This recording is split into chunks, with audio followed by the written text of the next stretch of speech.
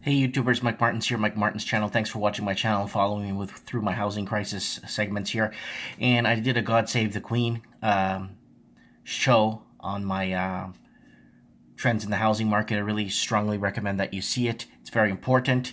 Here it is. This is another one from the UK, and it's like, are we going back to kindergarten here? Why solving the UK housing crisis requires more than new homes?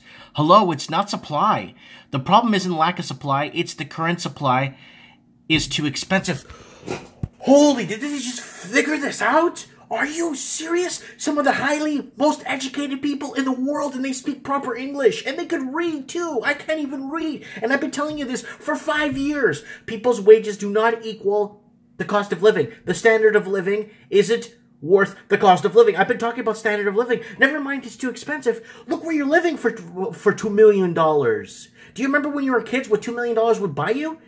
Gates in front of your house, huge waterfalls, cascade waterfalls from the back side of the house with mountains and friggin' giraffes in your backyard and hippopotamus in the pool. That's what $2 million. Now, this is what I'm trying to say. Oh, it isn't a lack of supply. It's a current supply. It's too expensive.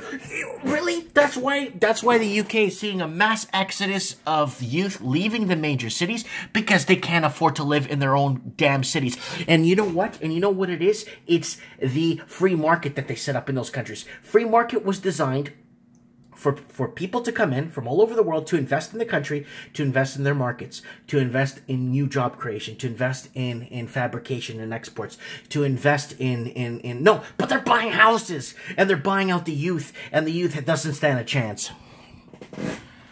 Anyone who read last week's House and Home will see that jump. I read that last week, by the way. The housing crisis. I read that on my show last week, Trends in the Housing Market.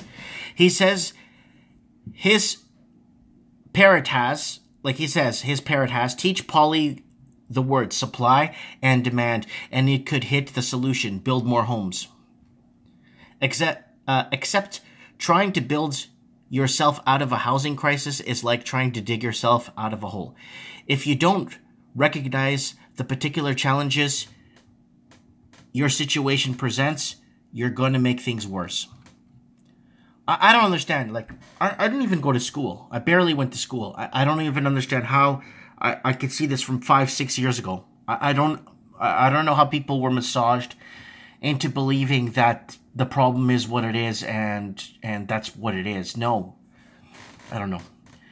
Kay's numbers aren't wrong. To make up for immigration and other societal changes, that have swept Britain in the past 40 years. No, in the last 7 years, buddy. He estimates we should be building 300,000 new homes a year. Yeah, I don't think so. Well, perhaps we should, and that's not even such an outrageous number. They build that in France on a bad year. So, I'm not going to read this article because... Oh, yeah. Here, look at this. London isn't undersupplied. It's oversupplied with homes that are too expensive. The real question is, how did homes become so expensive? Back again to me. Yes, it has. And why? Because of the free markets. That's it. The free markets allowed people... Now, you know who's going to be cooked, who's going to be roasted in the next 2 to 5 years? Is the United States of America. Why? Because it's against their constitution to implement a foreign buyer's tax, a vacant home tax, everything. So everyone's looking now to the U.S. Seattle is you think it's expensive to buy in London? Go buy a house in Seattle right now. Tacoma. Go buy a house in Portland, Oregon. Go buy a house in California. Yeah, they're saying the pricing in California is starting to taper off and dip. It's the time of year where things start to dip a bit. But with a lot of people racing to the United States now, to buy, foreigners are buying in the United States, watch what's going to happen in the next 2 to 5 years. And I'm telling you guys right now, today, and they're going to keep blaming it just like the UK said. Oh, it's a lack of supply. We need to build more. When it's not. You know how many empty homes there's across the United Kingdom? Like over 130,000, all owned by investors. Vacant homes that they're starting to find. And it's like, oh, maybe we should have just maybe looked. It's all common sense and rational thinking. That's all it boils down to. It's not education. It's not your reading level. It's rational, common sense, and look outside the box and really pay attention. Because when people start calling everything racist, you're not allowed to talk. But people need to start calling a spade and fixing the problems so that the country can continue and fix its problems. It's got major internal problems. Anyways, I really hope they can fix this housing crisis in the UK. London and Belfast and what's the other cities there? Edinburgh.